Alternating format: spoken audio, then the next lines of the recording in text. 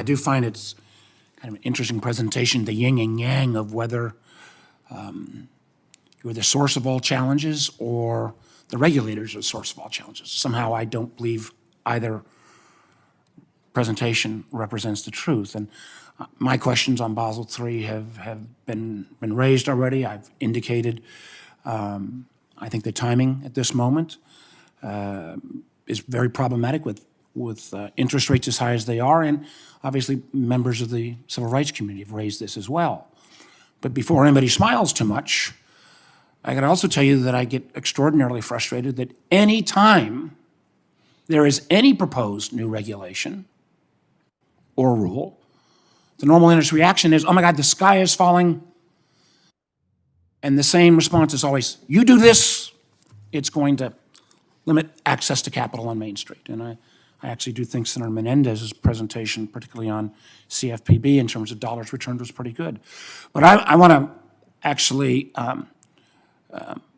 go to an issue that I've raised with many of you in the past, which is I do believe before we add new regulatory tools about the safety and soundness of our system, one of the things we actually ought to use better is some of our existing tools.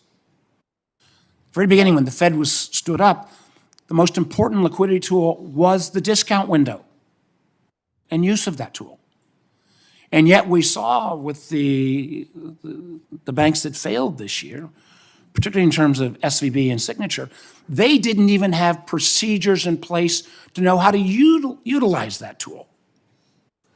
So I think I'll start with Mr. Moynihan on this one. But I know there was guidance given out this past July to say everybody ought to get their act together. And candidly, I don't have a lot of sympathy because of the concern that many of you and other colleagues have raised that, oh my gosh, if I go to the discount window, that's going to raise a stigma with the market.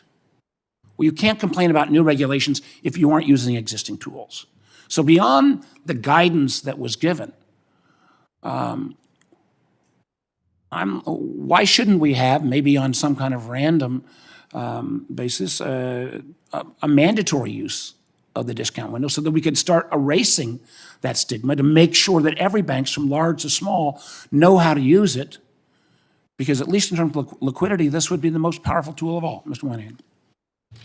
So, Senator, I think two things. One, readiness to use it, and I think you'd find that the institutions all here, because of the amount of regulation we have, are ready to use it, and that was an issue of readiness that you rose. But then the second question is the stigma, and we couldn't agree more. Whether it was in 7 and 8, whether it was in 2020, or whether it was last spring, every time a crisis hits, one of the core roles of the reason why the Federal Reserve exists is to provide that liquidity at a time of stress in lender last resort.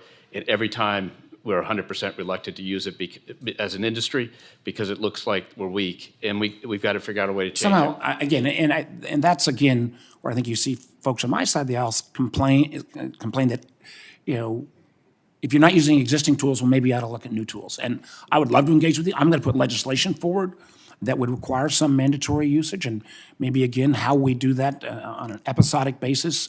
But just saying we know there's a stigma problem, but we don't have a plan to address it, means that somebody that might be sometimes sympathetic to you, if we can't use that tool, my sympathy is going to go down dramatically. We agree with you, Senator. Let me try to hit a couple of other types.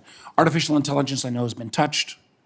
I personally am surprised that there is not greater concern about AI in terms of using its ability to disrupt faith in the public markets. To me, it feels like if there was ever a time and a tool that has such wide-reaching implications, that FSOC, which I know his record has been somewhat mixed, but I strongly believe FSOC ought to take on the responsibility around looking at artificial intelligence in terms of safety and soundness to the overall system. Ms. Fraser, we've talked about this a little bit. What do you think on that issue? Thank you, Senator. You're raising a very important issue and topic that has all of our attention at the moment. When we look at artificial intelligence, it's both an opportunity and a threat. On balance, we all hope it will be an opportunity to improve the strength of the financial system and of human beings, but the threats are also quite considerable. We have a lot of regulation that is in place right now that works very well to safeguard our financial system. We think that regulation should continue to be used to guide Let me the just say, system. I know my time's up, but I do think FSOC is a tool, and I would make the case, and as others have made the case about underserved communities. Some of you are participating in the Economic Opportunity Coalition and some of our efforts with CDFIs.